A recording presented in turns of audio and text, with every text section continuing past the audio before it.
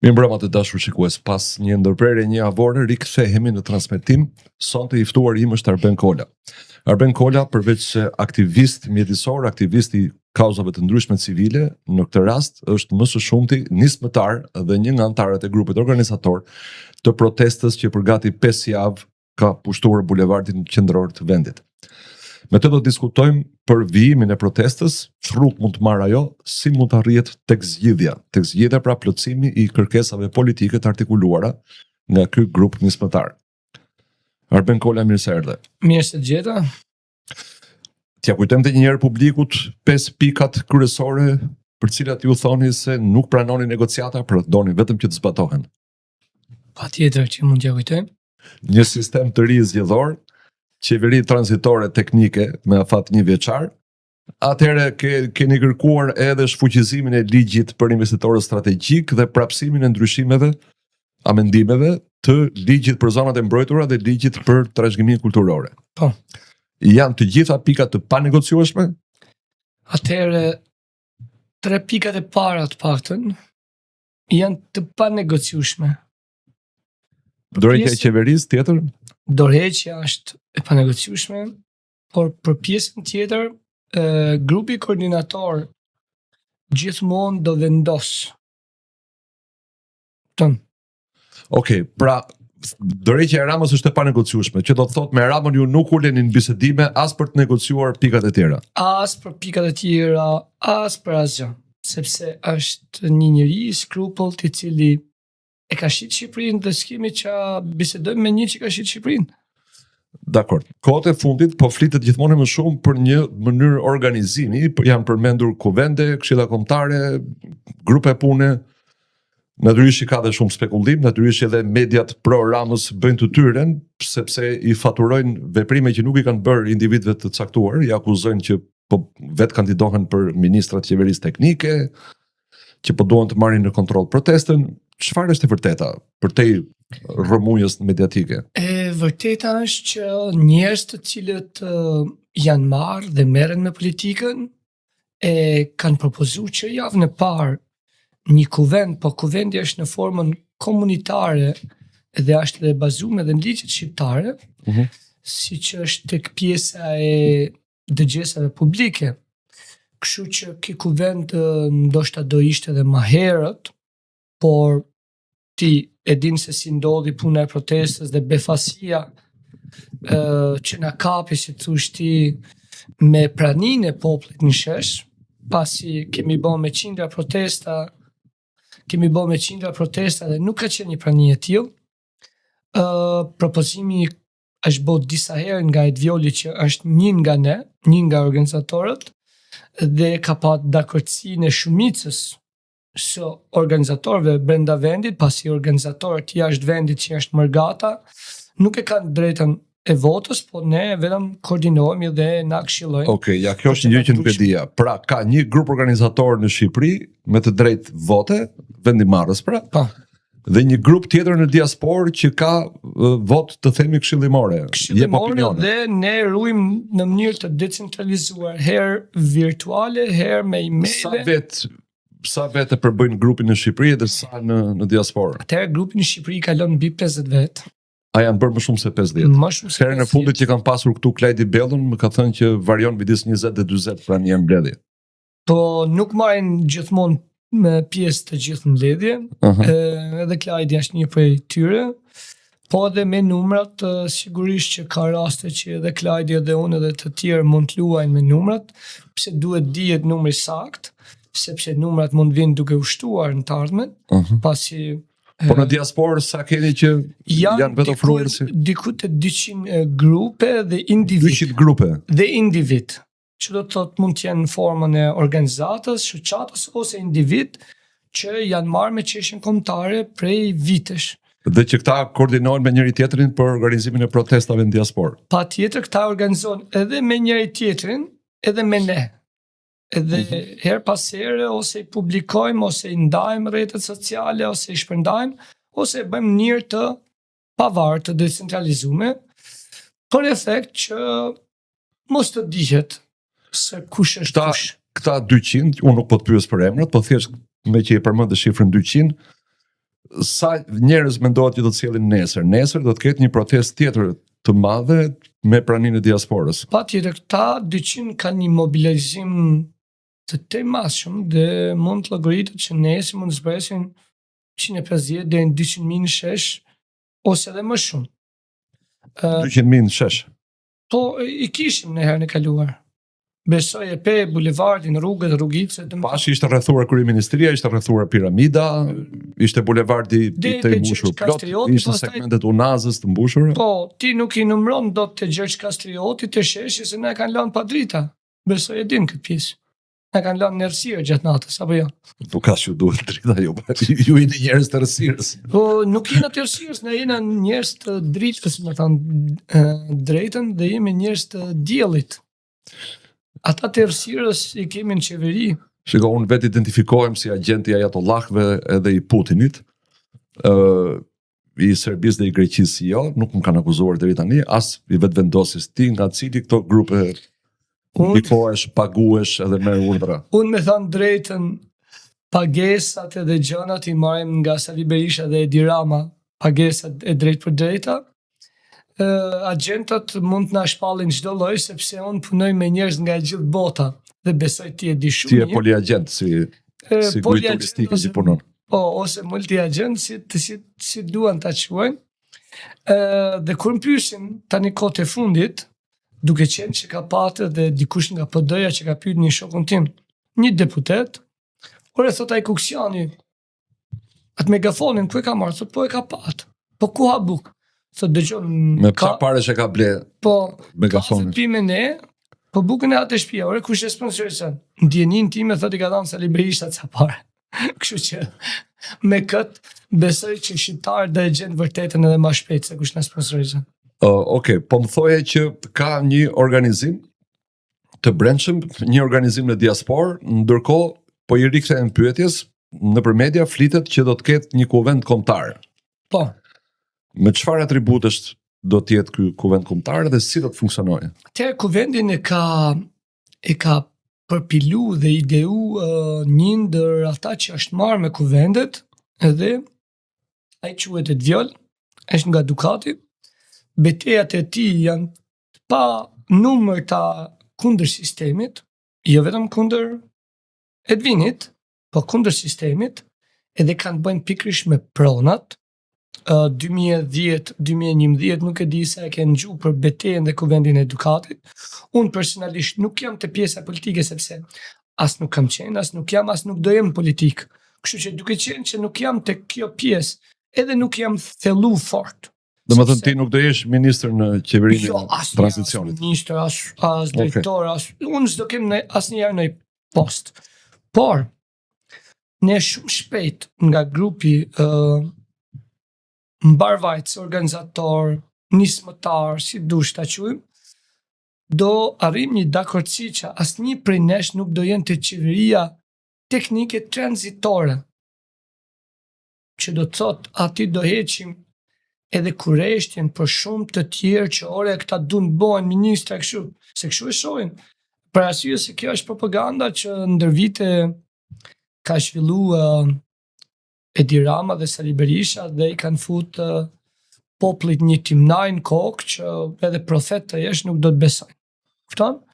Okay. Se lindi nevoja për të krijuar këtë forum të quajtur Kuvendi Kombëtar? Nevoja lind sepse ne para ajo që është parsor për ne është rrëzimi i Edi Ramës dhe qeverisë.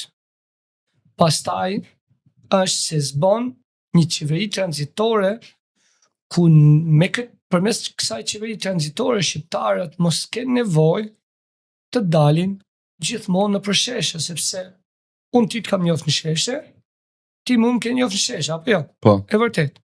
Atëherë këtë kohë shumë mirë mund të harxhonim me familjen. Unë me fëmijët, me nusjen, ti me artin tanë, me punët tua, dikush mund shkojë në mal, unë i dashuroj malet, detin, që tani as nuk shkojmë dot në det, dhe duhen të krijuar mekanizmet popullore, siç i kishim një herë një kohë kuvendet e maleve që i kishim në jug edhe në veri. Nuk është se i kishim vetëm veri. Dakor, po për atë kohë, në atë kohë për cilën ti flet, kuvendet ishin vendimarrësi, ishin autoriteti i njohur nga shqiptarët, ndërkohë që shqiptarët refuzonin institucionet e pushtuesit. Po. Ku është paralelja në këtë rast? Pra çfarë do të bëjë ky kuvend? Do të zëvendësoj kuvendin e Shqipërisë? Jo, nuk Okej, e zëvendëson. që ta sqarojmë. Jo, për nuk e publik. zëvendëson sepse Çfarë misioni ka? shumë mirë. Çfarë qëllimi ka? Misioni i kuvendit është shumë i madh. Më shumë do shtjelloj Edvioli dhe ata që merren me pjesën politike, edhe për Parim Gjeka që është edhe më i artikuluar politikisht. Misioni do të jetë mobilizimi i popullit në çdo kohë kur Kastrioti, Arbeni e tjetrit të shkelin këtë kontratën e re, ose kushtetutën e re, ose kodin zgjedhor të ri me popullin. Që do të thotë të jenë disa njerëz, disa zëra, ku gjithmonë të kenë moralin e duhur për të thirrë popullin për dalë në shesh për të kundërshtuar ata të cilët Pra po më thua që do të funksionojë si një lloj organi i përhershëm që do të ketë atributet e thirrjes protestave kudo në Shqipëri për çdo kaos. Pra nuk bëhet fjalë vetëm për këtë protestë. jo, por edhe për protesta, për shkresa, për propozime, domethënë do ketë goxha atribute në shoqërore Mund ta ngresh lart kufin që të të rrimë më mirë. që do jenë pozitive për shoqërinë në aspektin e mbarvajtjes. Si thosh ti, kur shkon me votu në Zvicër, atje te komisioni vetëm qëndron një vajzë ose një zoj ose një zotëri dhe s'ka nevojë për shumë njerëz, sepse e kanë rregulluar sistemin. Ose në Zvicër bëhemi 50 vet, 100 vet dhe propozojmë një referendum. Te ne as me 60.000 vota nuk e bën, as me 100.000. Ti e di sa vota janë mbledhur për referendume dhe ne nuk kemi Okej, po çfarë do të bëjë kuvendi akoma nuk po e kuptoj. Domethënë, supozojmë që këtë 5 kërkesat politike që ju keni u miratuan të gjitha. I miratoi klasa Po. politike. Iku Rama, iku Berisha, u bë qeveria tranzitore, u shfuqizuan ato 4 ligje, u bë një sistem dhe një kod zgjedhor i ri dhe erdhëm në zgjedhje në qershor 2027. Po. Do të vazhdojë të ekzistojë kuvendi? Patjetër, duhet ekzistojë. Po me çfarë statusi ligjor do të jetë? Statusin e ketë dëgjesat publike, organizimi komunitar mes njerëzve. E ke edhe në Do të kushtetutë. regjistrohet ndonjëherë në gjykat? Besoj që po. Pra do të shndrohet në një organizat. Me atë çfarë di dhe që më ka shpjeguar Edvioli deri tani, do të shndrohet në një organizatë, si thosh ti, e përhershme që është e bazuar në ligjet dhe kushtetutën shqiptare. Dëgjesa publike ekzistojnë. Jo, mirë, dëgjesat sigurisht, po flas për statusin e kuvendit. Pra kuvendi do të shndrohet në një organizatë Po. e njohur nga gjykata. Po, Do të regjistrohet në gjykat. Shoqat besoj me antarësi, se ky i bie tet statusi, fondacion nuk bëhet fjalë. As qendër, se qendra ka vetëm një themelues edhe një bord, këtu bëhet fjalë për një organizatë demokratike me drejta e vote. decentralizuar me drejta vote. Atë Jo do për jetë një shoqat me antarësi. Bukuri. Shoqat tani emri varet Po se si këto ti këtë artikulon njeh ligji. ligji. Ligji njeh shoqat, fondacion, qendër, të treja bashkë quhen organizata jo qeveritare. Kemi një ligj ne për 2 ligje, një për organizatat jo qeveritare dhe një për regjistrimin Për momentin e këto një organizatave jo qeveritare. Po, pajtohen me këto që një ligji. Po në të ardhmen me një kushtetutë të re dhe me ligje të reja, ne mund t'ja shtojmë edhe fjalën kuvend ose asamble. jo, mund ta quash kuvend, po është shoqata, kuvendi, vijim si do t'ja bësh Sepse përcaktorin. këta e kanë ndërtuar skemën e tillë, ti e di, o ti je shoqat, o s'ka, e kanë ndërtuar. Okej.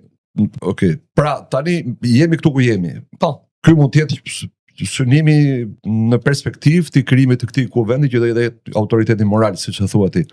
Në raport me këtë protestë, çfarë do të bëjë ky kuvend? Se kjo protestë ka 5 javë që vazhdon, rezultate konkrete nuk ka prodhuar akoma. në raport me këtë protest, siç e keni pa, edhe ti që je aty e quhen veten organizator. Jo, unë jo. Ka plot të tjerë. Po Ka- mundet, po unë jo, ka nuk e dhe quaj plot- veten organizator. O organizata dhe intelektual apo intelektuale që kanë bërë dhe vazhdojnë bëjnë të kontribojnë çdo ditë. Dhe në një farë mënyrë ata duan ta ndjejnë veten përfshim. Sepse po duket sikur ne jemi një grup me 50 vet apo 200 vet apo 300 vet dhe kemi marrë peng këtë gjë. Jeni akuzuar për monopolizim të mikrofonit. Po pra, sepse akuzohen nga emisione të tilla që hedhin shpeshherë në timnaje dhe media e sistemit që ka hedhë një duzin me paret që na i kanë vjedhë ne. Dhe me thonë, janë hedhë paktën 200 milion euro në qarkullim, vetëm për analistat e studieve të famshme, për televizionet caktume që besoj ju i jeni, për gazeta, reportaje, etj. Dhe është gjymnaja atyre që i fut popullit me dyshu, sepse këto në la komunizmin, dyshimin të njëri tjetri, mbas rënies komunizmit, këta i ndanë shqiptarët në dy kategori, o socialist o demokrat, dhe nuk të pranojnë ti t'jesh me asnjë. Si në rastin tim edhe qindra mirave qytetarë që janë vetëm me flamurin kuqezi. Nuk janë as me PS, as me PD. Edhe ata që janë me PD, janë si antarë si qytetarë të lirë, të thjeshtë. Kështu që ne nuk e kemi kriju monopol. Ne përmbajmë një barë që kjo gjë e bukur, e nisur, spontanisht, të rezultoj në një përfundim ku shqiptarët do kishin nevojë të zgjoheshin edhe të dilnin shesheve, edhe të përplasnin me policinë, edhe të hanin spraj nga syt, apo gur, apo gaz lotësielës, etj. Po shqiptarët të jetonin në mënyrë dinjitoze siç jetojnë në vendet demokratike, që po në rastin konkret, vendet nordike, Hollanda, Zvicra, Islanda, Singapori e shumë tjerë. Kur pritet që të ketë zhvillime në krijimin e kuvendit edhe të organeve të tjera që do të dalin prej tij? Atëherë kuvendi sapo ka nis prej pak ditësh, po kuvendi nuk është një diçka që do zgjaset 2 ditë a 5 ditë. Është një proces i gjatë, sepse ti e di që Jo, e kam fjalën kur do të ketë një mbledhje institucionalizuese, një mbledhje ku do të shpërfaqen 300 antarë, do dihen publikisht cilët janë. Kur debati dhe polemikat dhe idetë janë përplas mirë njëra me tjetrën, dhe ata që mendojnë që janë të denjë të jenë një ditë në politikë, të binë dakord njëri me tjetrin, atëherë do shpërfaqet. Pra në kuvend duhet jenë ata që kanë ambicie politike? Patjetër. Që do të thotë ti nuk do jesh antar i kuvendit, duke qenë se s'ke ambicie politike. Unë do jem antar i kuvendit, por nuk do jem në politikë. Okay. Sepse ka një diçka. Te antar i kuvendit, ti nuk është se me rrogë. Ti do jesh një qytetar, një vullnetar i lirë. Edhe ti mund ta bësh. Po mirë, po kur thua që këta që kanë ambicie politike, do të thotë që ti e mirëpret nëse një pjesë për këtyre antarëve kandidojnë në zgjedhjet e ardhshme, po themi në qershor 2027. Patjetër, nëse po në emër të cilave parti duhet kandidojnë? Atëherë, se ju i keni shpallur luftë PD-s dhe PS-s. Nuk ne i kena shpallur luftë krijatokracisë, atyre që kanë marrë peng PS-n dhe PD-n. Dakor, po PS-ja dhe PD-ja nëse ata reformohen, do ishte diçka e mirë. Në rastin konkret, du të them, mbas vendosjes së qeverisë tranzitore, teknike, politike, jo partijake, kushdo shqiptar që ka dëshirë me kriju parti, pavarësisht se unë jam kundra, për arsye se ne kemi mjaftueshëm parti. Ne, për aq popull sa jemi, duhet i reduktojmë. 7 parti, për mendimin tim, do ishte më shumë se mjaftueshëm për një vend si Shqipëria.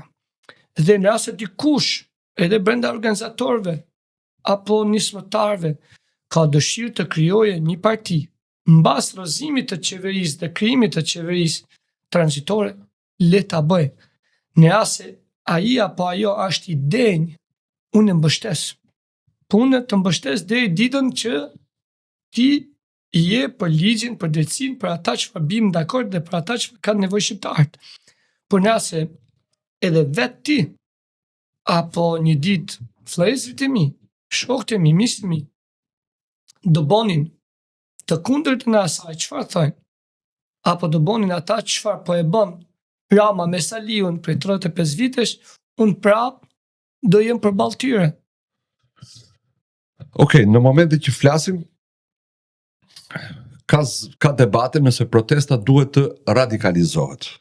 Jo çdo kush e bën të qartë çfarë kupton me radikalizim, po me sa duket ka një pakënaqësi në rritje për faktin që pas 5 javësh nuk janë prodhuar rezultate nga protesta në bulevard. Dje ka pas incidente, ka pas përplasje me polici, nuk kanë qenë të parat, sa herë shkuar të kuvendi ka pas përplasje. Si e mendoni ju zgjidhjen, si do realizojnë këto kërkesa? Çfarë ndodh nëse Rama nuk jep dorëheqjen? Atëherë, kur thoni që nuk ka pat arritje, ka pat plot arritje. Arritjet Jo, flas rezultat konkret në raport me 5 kërkesa. s'ka gjë. Asnjëra kërkesë nuk është realizuar deri më sot. Ne po luftojmë kundra një kulqedre që cila ka zënë peng gjithë burimet e Shqipërisë, e cila po lun me fatet e Shqipërisë, e cila ka shitur dhe ka nxjerrë në shitje burimet e Shqipërisë, e cila kjo kulqedër ka bekimin e mafjes, oligarkisë, mediave edhe opozitës, dhe të presish të bjerë me 5 javë një kulqedër e tillë. Jo, nuk kam prit. Jo, që të mos më keq interpretosh. Unë e kam thënë ditën e parë që Rama nuk bie me protesta në rrugë dhe sigurisht nuk bie për 5 javë. Unë po të pyes çfarë do të ndodh kur do të ketë ndryshim, do të vazhdohet me protesta në rrugë? Atëherë do apo do të vazhdohet ndryshohet strategji? Strategjia shpesh herë ka ndodhur siç ndodhi me parlamentin, krejt spontanisht. E ke pa besë. Po.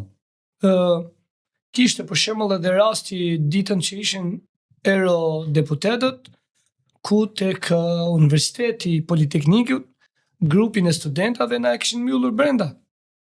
Kupton? Dhe ne shku me vrap, ju erdhëm ndim, domethënë ajo ndodhi, ajo është një përshkallëzim i momentit.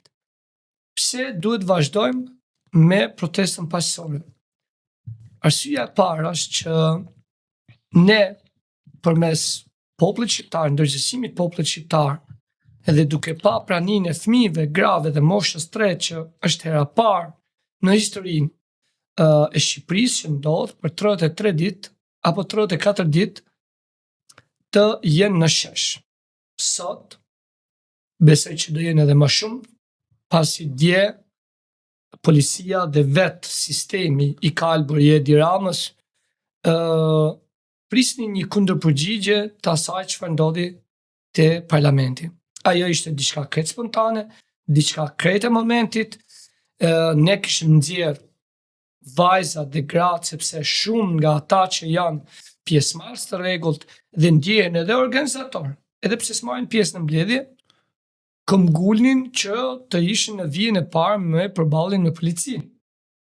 Mirë po, ne e dim që policia ka 60% të tyre janë njerëz që e duan këtë protestë, e duan Shqipërinë, po 40 bëjnë pjesë tek pjesa militantiste dhe militantët siç ndodh në çdo parti apo në çdo vend botës, janë njerëz që shpeshherë ju bëhet një trushpërlarje përmes ideologjisë caktuara, egove personale dhe interesave të vogla që ata kanë. Protesta do vazhdoje me pak a shumë me të njëjtin format që ka nisur prej fillimit, e rezultatet janë pafundme, siç janë heshtja e ambasadës amerikane, që do të thotë kur hesht Amerika, Edi Rama do të thotë që ka punë të marrë. Europa tashmë bashkë me Gjermaninë ja kanë hekur gjithë fishën dhe po e çmontojnë dal nga dal. Narrativa e tij e medias ndërkombëtare ku bonte si një njeri i zgjuar, si një njeri vizionar. Ju shkërmoq në 34 ditë protestë, ju shkërmoq. Makineria e propagandës e dirigjuar nga podrumet me profile falso, nga Endri Fuga dhe zagar të tjerë të sistemit, u shkërmoq nga gjenerata e re, nga vetë rinia e cila nuk është rritur si puna ime e jotja. Mos je pak më entuziast se ç'duhet? Jo, Pra kur thua që është mbështetje e madhe nga Amerika që ambasada nuk ka bërë asnjë koment, mos është pak të mendosh me dëshirë? Nuk jam entuziast, duhet jemi me kam tokë, mos të harrojmë. Jared Kushner është ai që ishte akoma. Tani, Donald Trump është ai që ishte. Marrëdhëniet e tyre me Edi Ramën janë po ato. Po, por, çfarë është e bukur këtu? Terroristi ndërkombëtar i njohur si George Soros, këtë ma kanë thënë një Amerikan që ka punu me ta në bursa, gjatë shoqërimit të tij, di që shoqëroi njerëz të ndryshëm, ka arritur përmes klonit Edwin Rama ose Edi Rama të fusë në kurth familjen Trump dhe administratën Trump. Ti e di, besoj dhe ju e keni denunciuar shpeshherë rastin McGonigal, si e ka McGonigal. McGonigal erdhi në Shqipëri këtu, boni orgji me deputetët e parlamentit, të gjithë oligarkët i dhanë 5 milionë, 10 milionë që aman në mbyll në i dosje, shkoj ati në Amerikë, dhe ti e di se çfarë ndodhi sot është në burg. Ajo që i kam bo thirrje në mediave ndërkombëtare, në veçanti në mediat amerikane, është që shteti amerikan, sepse Amerika është e decentralizuar, nuk është si Shqipëria ku pushteti është i gjithë në dorë të Edi Ramës. Ti e di si funksionojnë gjykatat, FBI-a, CIA, kretë organizatat që bëjnë kongresi, senati e tjera, bëjnë mbarvajtjen e shtetit mik të shqiptarëve Amerikës. Shteti Amerikan në disa shtete ka ligjin e dënimit me vdekje, apo jo? Po. E ka? Po. Është një shtet demokratik? Po. Për tradhtin që ka bëu Edi Rama një shtetit aleat në NATO, po edhe shtetit mik më të madhit të shqiptarëve, sepse Austria është shteti më i hershëm. Pas Austrisë kemi Amerikën. Unë kam bo thirrje që Amerika, me kurthin e dytë që i ka bo Edi Rama përmes George Soraj, të arrestoj Edi Ramën dhe të kujtohet kur i thonë Erion Velis që do të vajnë pemë? Shika, unë ta thash në fillim si pyetje, po tash po ta them si konstatim, ky është vërtet, të mendosh me dëshirë. Do të arrestoj Amerika Edi Ramën, po pse do të arrestoj? Sepse Edi Rama është ai që i ka futur në kurth Amerikën. Edi Rama është ai që i korruptoi shefin e FBI-s. Kjo është histori tjetër, po flisnim për Jared Kushnerin dhe po më thoje që George Soros i ka ngritur kurth. Është vërtet. Po si ku hyn George Soros këtu? George Kushner dhe Edi Rama janë takuar për herë të parë në jahtin e Ned Rothschilds, i cili lundronte në Adriatik. Ned Rothschilds është një njëri e vjetër Edi Ramës, që fillon që nga fondacioni i Butrintit. Po, fillon që nga fondacioni i Butrintit. Dhe ku hyn George Soros këtu? Hyn George Soros është mjeshtri që e ka udhëheqë Edi Ramën, bashkë me Aleksin. Po mirë, cila pjesë nga kjo që po them unë nuk qëndron. Nuk janë takuar në jahtin e Rothschildsit Edi Rama dhe Jared Kushner? Janë taku, unë nuk e di këtë informacion. Dhe ka thënë Jared Kushner këtë? Mirë pra, po unë nuk i kam ndjekë se ti e di që kur nisi protesta... Po mirë, po kur thuan kurs, Jared Kushner është një 6 vjeçar që s'ka hyrë akoma në shkollë, nuk di të numëroj? Jared Kushner, po let paguaj. Nuk di Jared Kushner të bëj biznes? Jared Kushner let paguaj për gabimin që ka bërë. Se cili që është në këtë mesele le të paguaj. Ajo që më intereson mu si Arben është që Edi Rama ka fut në kurth shtetin Amerikan. Po si e ka fut në kurth? Edi Rama i ka dhënë Jared Kushnerit akses mbi ca prona që Jared Kushner nuk i blinte dot. Jared Kushner nuk ka $1 miliard. Me propozimin e George Soraj për të fut në kurth familjen Trump. Do më thënë, nëse Ned Rothschild është George Soros, atëherë dakord ti ke drejt, po unë këto lidhje nuk e shoh. Unë këto lidhje nuk e di, unë po flas për çfarë di. Okej, dhe pse është kurth ky? Dhe pse është kurth ky dhe nuk është thjesht biznes në dëm të shqiptarëve? Ku është kurthi për Kushnerin? E para, sigurisht që është biznes në dëm të shqiptarëve, prandaj ne kemi dalë me parullën Shqipëria nuk shitet. E dyta, ne i kemi bo thirrje edhe qeverisë amerikane që të tërhiqet nga ky mashtrim dhe kurth. Dhe si ku kthyer përgjigje fare? Edi Ramës, s'ka problem. Ata vazhdojnë me të vetën, ne kemi tonën. Kupton? E treta, ne kërkojmë që SPAC, i cili është ngritur me bekimin e qeverisë amerikane dhe të Bashkimit Evropian, të veproj sepse i ka gjitha dosjet. Të veproj ndaj Edi Ramës, Belinda Ballukut, Tao Ballabanit, dhe të gjithë atyre deputetëve, ministrave, ish-ministrave, drejtorëve, inspektorave, ish-president, ish-kryeministra, të veprojnë arrestimin e tyre. Se si e bëjnë ata, këtë do të tregoj koha, por presioni popullor në shesh duhet vazhdoj se s'bën. Po nuk më the ku është kurthi për Trumpin, për Amerikën. Kurthi është shumë i qartë. Që? Ti japish ishullin një personi që është dandri i një presidentit një shtetit madh, është kurth në emrin e shqiptarëve, Po? Ky është kurthi më i madh dhe mashtrimi më i madh. Sepse këtë tagër nuk e ka drejt asnjë lider dhe nuk duhet ta ketë as në të ardhmen që të bëje biznes me ishujt, gadishujt. Po kjo është në parim. Kjo Konkretisht ai ka me vete parlamentin që ja ndryshon ligjin si doj ai, dhe ja ka ndryshuar ligjin edhe për zonat e mbrojtura. Dhe Edi Rama mund të ketë bërë korrupsion, patjetër. Ka bëmë? Por po jemi kush e mohon që Edi Rama bën korrupsion. Po që të thuash që e ka bërë me kurth. Kush kurthi? Domethënë do sabotoj Trumpin, do humbasi zgjedhjet Partia Republikane për shkak të skemës që ka ndërgritur Edi Rama? Atë pjesë nuk e di unë, po kurthi është shumë i qartë. George Soros është armiku i përbetuar i Trumpit. Unë se besoj as këtë, po.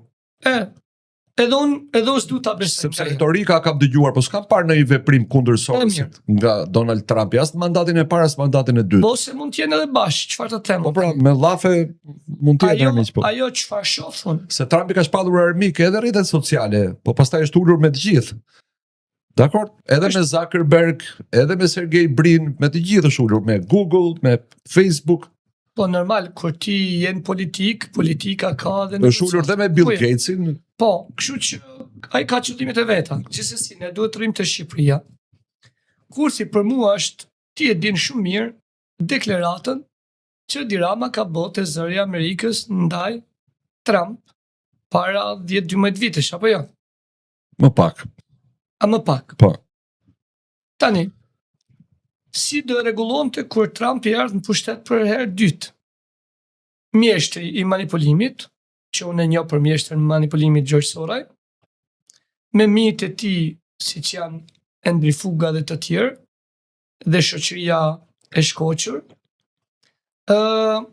e kanë dirigju Edi Ramën, e kanë orientu drejt lidhjeve të vjetra që ka patë, siç e the ti me Rothschild, që unë nuk i di këto lidhjet e vjetra, por t'i dhanë një ishull që nuk ka shtet në botë që të e bante me një popull normal. Po mirë, me dakord. Unë po e pranoj këtë hipotezë që George Soros e ka këshilluar Edi Ramën, jepi ishullin e Sazanit xheret kushtin që ta rregullosh marrëdhënien me Trumpin.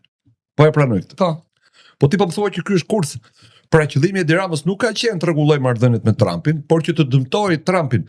Se si po e dëmton Trumpin duke i dhënë një ishull, kur dhëndri vetë nuk investon as 100 dark, unë këtë se kuptoj. Ta shpjegoj. Dëmtimi i Trump vjen nga vetë mediat dhe angazhimi i mediave botërore që i ka dhënë zë këtij revolucioni paqësor në Shqipëri. Pra i bie që Rama ka ngritur një skem korruptive dhe e ka dekonspiruar vetë që të flasin mediat se nuk ka ndërmend të bëjë projektin, po ka ndërmend që të sabotojë Trumpin. Në gjithë përllogaritjet që na dalin, ai e ka bë këtë gjë që të sabotojë edhe Trumpin, por në krahun tjetër ai është edhe pro projekteve. Por mos harrojmë që shumica e projekteve dhe e parave janë para të oligarkëve shqiptar dhe nuk janë para që po vinë nga të huajt. I vetmi rast që është blet tokë janë ato dy vëllezërit nga Siria, nga Katari, nga janë ato vëllezërit që kanë blet tokën, që janë parte bllokuar nga SPAK. Po. Në të gjitha investimet e tjera të ashtë të quajtura strategjike apo incinerator, fantazëm, siç ishte rasti i Tiranës, kudo investitorët janë shqiptar, janë oligarkë të lidhën pranë qeverisë. Kështu që shpeshherë po përdoret ky karremi ndërkombëtar, po ne nuk po shohim të huaj realisht të investojnë. Po janë këta shqiptarë. Kje rastin e Durrësit. Porti Durrësit, apo jo? Po. A na u shit si investimi i Alabarit. Çfarë u bë? Ku është Alabari? Ku është Alabari? Po nuk kemi debat për Ramën. Rama është njeriu më i korruptuar në historinë e Shqipërisë, nuk ka debat për këtë gjë. Unë vetëm të kundërshtova kur më the që i ka ngritur kurth familjes Trump për ta dëmtuar dhe nuk ka qenë qëllimi për të përmirësuar marrëdhëniet se kjo është kontradiktore. Nga një anë më the Soros i ka këshilluar që të rregullojë marrëdhëniet me Trumpin. Nga ana tjetër po thua që ja ka ngritur kurthin që ta dëmtojë Trumpin. Kjo është një kurth i pastër dhe historia do e vërtetoj. Është një kurth i pastër ndaj administratës dhe shtetit amerikan dhe ndaj familjes Trump. Atëherë me këtë teori, se tash kjo është teoria e pastër konspiracioni, i bie që incidentin e Zvërnec e ka provokuar Rama, që të kishte reagim popullor, për edhe këtë mbështet, edhe këtë protest, e mbështet Rama se po dëmton Trumpin. Jo. Po kështu i bie. Jo. Kur një sistem, apo një person, apo një familje mbushet me zullum, atëherë zullumi fillon edhe dirdhet. Në rastin e Zvërnecit, është një vullnet i Zotit, ku ki sistemi kalbur që kishte kap dhe po dhunon shqiptarët çdo ditë, dhe ku shpresa kishte vdekur për një zgjim, sepse kishin bën një neutralizim nervi të gjithë shqiptarët dhe i kishin bind që asnjë betejë nuk fitohet me këta dhe nuk ka birnane që i rrezon. Atëherë, vim te shenjat e shpëtimit, për të tregu pse Zoti me shqiptarët ka qenë dhe do jetë. E para ata vun gardhin. Kjo është kur Zoti ti merr mend, ti shkon e bën një akt të kundërligjshëm. Dhe ata e bën të kundërligjshëm pas një leje, pas gjë. Ngrije lart që mos të bjerë kufjen. Pas një të riqe dhe që të rrinë vesh. Aty, ha. Ma mirë të jesh fare se. Po mirë hiqe, si të duash. Vazhdo. Pas një ligj, pas një gjë. Do me thonë, e gjithë makineria. I ka bërë Edi Rama të gjithë për të dëmtuar Trumpin. Jo, prej tani. I ka thënë Edi Rama bëjeni gardin, i ka thënë Edi Rama merrni polici private, rrihni njerëz. Tani. Se na duhet që të flasi skandal. Gardi është bërë me bekimin e Edi Ramës. Patjetër. Ne jemi në negociata me Bashkimin Evropian, ju vendosni gardin, ju bëni punimet, kur ne të shkojmë te kapitulli 27 i Bashkimit Evropian, punë e krime, investimi është bën, nuk e shbojmë, si në rastin e aeroportit, siç po thënë. Tani, pse është vullneti i Zotit për të shpëtuar shqiptarët? Ti prap do e qush teori konspiracion, mund ta qush gjithçka. Po ti e bëre teori se pse Rama ka ngrit kurth. Ka ngrit kurth në rastin e Sazanit, është kurth i pastër. Po pra, është kurth i pastër. Sepse nuk mund të jepet një ishull askujt. Po si mund mos jepet Greqia po jep ishuj? Greqia jepen një çka me të ishull. Ka mbi 1000 ishuj. Po s'ka rëndësi ajo, po në parim mos më thuaj që nuk jepet ishull, jepet si çdo territor. Nuk jepet një ishull si Sazani, askush. Kjo është tradhti kombëtare, kjo është tradhti e pastër. Tani let shëndrojmë te kjo pse është vullneti i Zotit. Me urdhën të Edi Ramës është vulgardi. Janë fillu punimet. Pas një leje, pas gjë. Kemi rastin ku organizatat mjedisore që operonin si PPNI dhe monitoronin zonën prej shumë vitesh, edhe si rezultat i lagunës dhe zonës rëndësisë së veçantë, ata bashkë me banorët e zonës pikasën makineri të partë. Tani, ti do thush polici private, po, polici private prapa është me bekimin e shtetit që të hiqte përgjegjësinë nga policia e shtetit. Orben edhe njërë, kemi gati 5 javë që protestojnë shqiptarët, dhe gjithë shka ka filluar nga tërheqja zvarr e një qytetari në Zvërnec. Pa dyshim që pakënaqësia është 35 vjeçare, përveç shumë zodhe me 13 vitet e Edi Ramës, bëje 400 vjeçare efektin, por detonatori, shkrepsi, ndezësi, fija e shkrepsës ka qenë, besoj, bim dakord, tërheqja zvarr e një qytetari në Zvërnec. Të gjithë bim dakord dhe prandaj unë, si e gjykoj unë. Unë e gjykoj si vullnet i Zotit. Po mirë, i Zotit apo Edi Ramës e ndajmë pak më vonë. Po ti nga njëra anë më thua George Soros e këshilloi Edi Ramën që të rregulloj marrëdhëniet me Trumpin dhe ai i ofroi Sazanin. Patjetër. Jared Kushnerit. Patjetër. Po patjetër, po nëse është nisur për të përmirësuar marrëdhëniet, nuk mund të jetë nisur edhe për të ngritur kurth. Atëherë. Se nëse i ngre, sepse nëse është kështu si thua ti dhe e kupton ti këtë. Po. Besoj që këtë e kupton edhe Jared Kushner. Besoj që e kupton edhe Donald Trump, apo jo? Planet e tyre planet e tyre djallësore, sigurisht që kanë qenë me bo atë çfarë kanë planifiku. Cilën? T'i hapin punë familjes Trump apo t'i japin para familjes Trump? Atëherë, në rastin e George Soros është ta fusin kurth. Ta fusin kurth. Për të përmirësuar marrëdhëniet mes Edi Ramës dhe familjes Trump që Edi Rama tjetë i përjetshëm.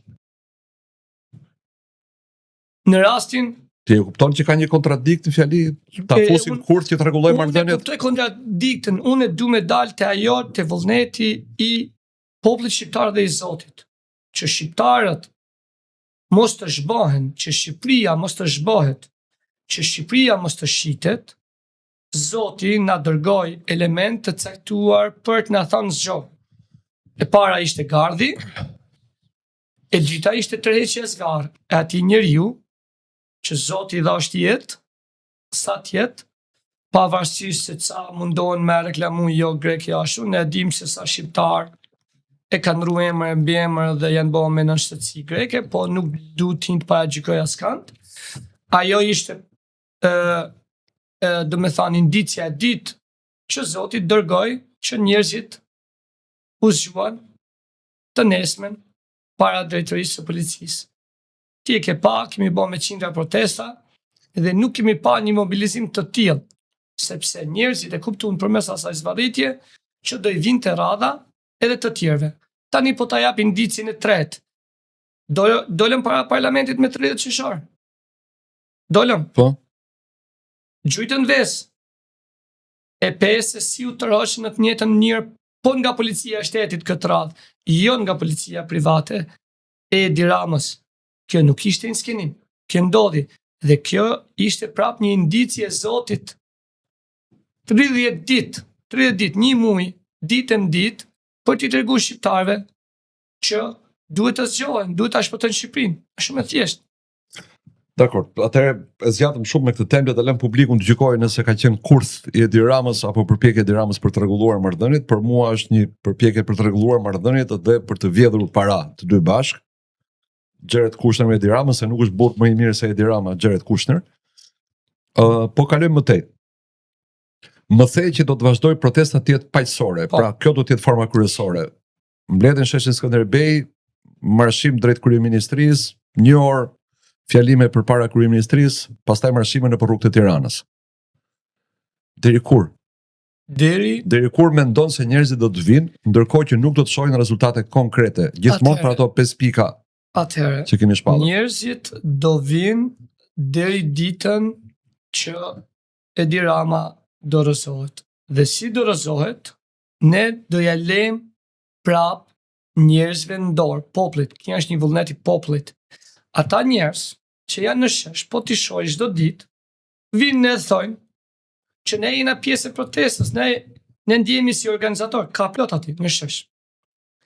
Dhe ka njerëz që janë për dhunë, ka njerëz që janë jo dhunës, në veçanti ata familjet me fëmijë dhe mosha tretë.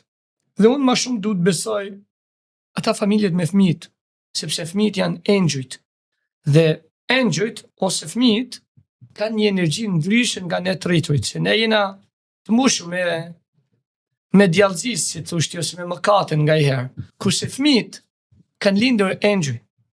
Edhe që Zoti mos të harroj popullin shqiptar, i ka kthjellu një pjesë të shqiptarëve që janë bind, që ndjejnë veten pjesë e protestës, që e shohin dritën në fund të tunelit për rrëzimin e kësaj qeverie dhe kësaj kaste politike përmes protestës paqësore. A do ketë përshkallëzim? Prap do ketë popullin dorë. Pse? Ajo që ndodhi dje, prap ishte diçka e popullit. Nuk e parashikojmë dot. As përshkallëzimin nuk e parashikojmë. Ne themi atë çfarë mendojmë se është më e mira për të rrëzuar këtë sistem, sepse ne nuk duam një vllavrasje e tipit 97-98. Ti e din shumë mirë që shumë nga ata shqiptarë që sot nuk dalin në shesh, janë në konflikte ose në hasëmëri prej konfliktit të 97-ës. Ke pa vlonjat të zgjohen në protest masive? nuk zgjojnë më. Sepse ja kanë pa sherrin atij vitit mbrapsht. Po janë me qindra ato familje shqiptare që si rezultati i atij vitit mbrapsht, edhe sot kemi plot gratë mbylume me xeza. Ne besoj që përmes të gjithë mekanizmave dhe hapave që po merr edhe Europa, edhe Shtetet e Bashkuara ndaj qeverisë shqiptare dhe në veçantë ndaj Edi Ramës, ne e besojmë fort këtë pjesë që do ta rrëzojmë në mënyrë paqësore. Pra ti mendon që duke dalë 30.000, 50.000, 100.000, sa të duash ti, në bulevard, një ditë bukur Edi Rama do thotë boll më po iki. Patjetër, sepse kur shumica e popullit shqiptar të dalë, të bllokojë gjithë rrugët, gjithë ministritë. Ky bllokimi i rrugëve dhe ministrive është gjë tjetër. Po pra, do me thonë, kur mushet sheshi, kur mushet me 500.000 sheshi, çfarë bëhet? Çfarë ndodh? S'ka asgjë. A nuk është Qytetarët janë në shtëpi. Qytetarët vinë të nesër në mëngjes në punë. Pa merak, ata e vendos prap popullin shesh. Në rast ata vendosin të qëndrojnë para aty ministrive, atëherë si do vinë punë? Pa mirë, pra tani, ma le për minutën e para fundit të emisionit. Po më thua që mund të shkohet e mosbindja civile. Deri tani më the vetëm protestë paqësore. Patjetër. Ajo do i linjet popullit sheshit. Ne kemi thënë që datën që me datë 2 që gjithçka do i linjet popullit, reagimit popullor, duke pa, duke bë. Tani unë kush jam mund të marr përsipër të them që do e bëjmë kështu. E para në emër të popullit shqiptar, e dyta në emër të grupit organizator ose mbarvajtës të protestës, kush jam unë? Po patjetër, nëse je pjesë e një grup organizator, patjetër që duhet ndërtoni një strategji dhe duhet ta shpallni strategjinë. Strategjia është duke sepse po i thrisni njerëzit në protestë, nuk mund t'i thoni hajdeni të bëni vetë ç'të doni. Strategjia ti vetë the për kuvendin. Kuvendi janë një ndër strategjitë. Strategjia është duke ndodhur dal nga dal, sepse ne nuk duam që të ndodhë ajo që ndodhi në. Dakor, kur bëhet kuvendi që në këtë emision t'u ofroj hapësirë përfaqësuesve MNZ të kuvendit? Në ditët në vijim do jetë kuvendi sërish dhe lajmërimet do bëhen përmes faqes edhe të webit, kur të bëhet webi aktiv, Shqipëria nuk shitet. Kështu që kuvendi është një ndër ata mekanizma që ti e citove, që po punon për daljen e kësaj strategjisë të madhe, sepse krejt po kërkojnë diçka të shpejtë. Po diçka të shpejtë nuk ka. Nuk ka diçka të shpejtë. Sepse për të bërë diçka të mirë, duhet rrafja e mendimit. Si ta bëjmë të shpejtë? Ta bëjmë si 90-ën me pandesitë e bardha? E pe çfarë tha deputeti rumun? Të sheshi. Tha kur linda unë isha 9 vjeç kur u var Ceaușescu. Edhe ne, po të kishim varë Ramizin, Nexhmien edhe catë kriminal të tjerë të regjimit kaluar në 90-ën, nuk do ishim në këtë gjendje ku jemi sot. Dhe kjo u tha nga... Sa gabim je. Ceaușescu e vran të vetët. Nuk e vran qytetarët. Qytetarët u masakruan në sheshin kryesor të Bukureshtit, janë vrarë mbi 100 vetë. Atëherë, Rumania sot është në Europë, a jashtë Europë? Pyetje për ti. Rumania është në BE, por Rumania ka qenë një shekull para Shqipërisë edhe brenda kampit socialist. Nuk rri krahasimi. Qenë ka më mirë se ne. Por nuk është në BE sepse vrau Ceaușescu. Tani, se çekët nuk e vran sekretarin e parë, polakët nuk e vran, hungarezët nuk e vran, po janë shumë më mirë sot se sa Rumania. Jo, po janë shumë më mirë se Rumania që e vran. Patjetër. Dakor, sot në Rumani nuk të lejohet kandidosh nëse tezat e tua nuk i pëlqejnë BE-s. Kështu që mos ma shit Rumanin për vend demokratik. Mirë, por në rastin konkret. Dhe sidomos nuk është bërë demokratik se ka vrarë Ceaușescu. Në rastin konkret, pandesitë e bardha ishte nga nxitimi, na u vendosën nga i sigurimi, tani ta themi trosh. Po D-ja dhe PS-ja ishin produkt i atij sistemi. Patjetër, dhe kjo ka qenë e pashmangshme, nuk del dot nga diktatura drejt në demokraci pa kaluar në post-diktaturë. Edhe ne nuk duhet të nxitojmë. Po s'presun që të bjerë Rama, s'kam pritur kurrën që të bjerë Rama as brenda ditës as brenda muajit. Ti jo. Ajo që më shqetëson mua është shikuesit që shikojnë emisionin tanë dhe shumë të tjerë që janë në shesh dhe shumë të tjerë që ndikohen nga makineria e propagandës, ata i duan gjëra të shpejta sepse çdo ditë vinë na thonë. Po nuk ka çfarë. Jemi në minutën e fundit. Doni sistem të ri. Pra nuk doni vetëm largimin e Edi Ramës edhe të Sali Berishës. Duhet ta projektoni këtë sistemin e ri apo duhet ta prisni sistemi i ri do projektohet dhe po projektohet nga ata që kanë ambicie politike për qenë në të ardhmen në politikë. Arben Kolla herën tjetër do të thras për turizëm, megjithëse për politikë. Faleminderit Do shumë. dua të vish ku të më flasësh, të më tregosh pse duhet bërë turizëm në Shqipëri, cilat vende duhen vizituar, pse duhen vizituar, dhe pse Shqipëria duhet të jetë destinacioni shqiptarëve dhe jo vendet e huaja Turqia, Greqia.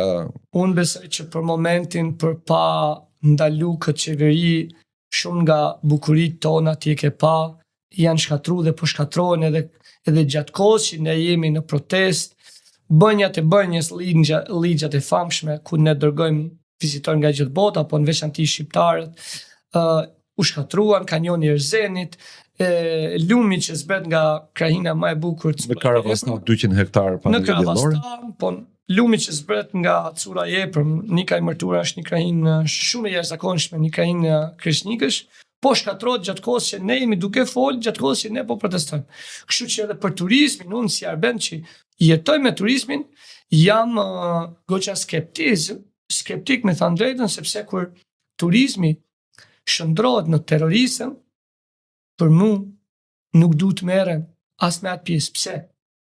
Për sa kohë do bëhet zvërneci, pa mundur për shqiptarët, për bashkëpatriotët tanë të shkohet në plazh, nuk është turizëm, është terrorizëm. Ne duhet ta ndalojmë këtë maskaradë, ne duhet ta ndalojmë shkatrimin e Shqipërisë, shkatrimin e burimeve natyrore, ne duhet të ndalojmë se s'bën shitjen e Shqipërisë me çdo kush. Shqipëria e shqiptarëve dhe jo e tradhtarëve. Jam në fund, jam i detyruar ta mbyll. Faleminderit që ishe këtu.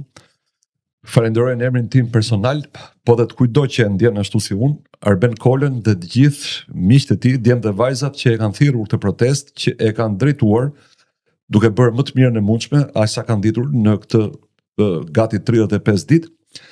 Duhen falenderuar sepse kanë sakrifikuar nga koha e tyre, nga koha me familjen, kanë harxuar paratë e tyre, kanë harxuar nervat, kanë vuajtur fizikisht për të bërë një gjë që ne të tjerët nuk e kemi bërë. Për këtë arsye, unë i them faleminderit Arben Kollës dhe të gjithë grupit nismëtar që sot është grupi organizator i protestës.